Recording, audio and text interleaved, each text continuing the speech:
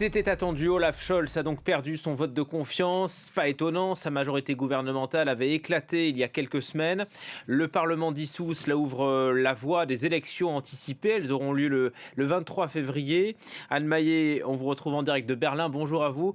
Et pas de suspense compte tenu de la configuration de l'Assemblée. Non, aucun suspense, aucune surprise. Le Bundestag, le Parlement allemand, a retiré aujourd'hui sa confiance au chancelier sortant Olaf Scholz à une majorité de 394 députés sur 717. La voie est libre pour la tenue d'élections législatives anticipées le 23 février 2025. Ce vote marque donc la fin officielle de la coalition tripartite, mais aussi un échec politique pour Olaf Scholz, puisque ce gouvernement composé des sociodémocrates, des libéraux et des écologistes n'aura tenu que 3 ans, avec un certain nombre d'avancées sociétales, environnementales, l'augmentation du salaire minimum. Mais ce qu'on retient surtout ici en Allemagne, c'est évidemment la guerre en Ukraine et ses conséquences, l'explosion du prix de l'énergie, les grandes difficultés de l'industrie allemande, la politique de défense. On pense aussi bien sûr aux querelles entre les membres de la coalition qui se sont déchirés sur la question des livraisons d'armes à Kiev, sur le nucléaire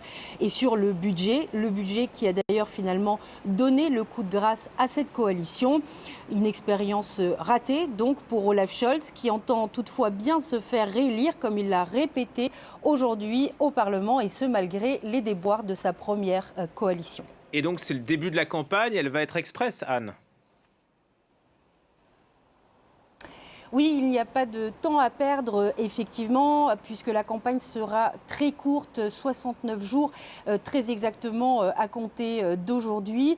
Dès demain, les principaux partis politiques du pays vont d'ailleurs présenter leurs projets électoraux.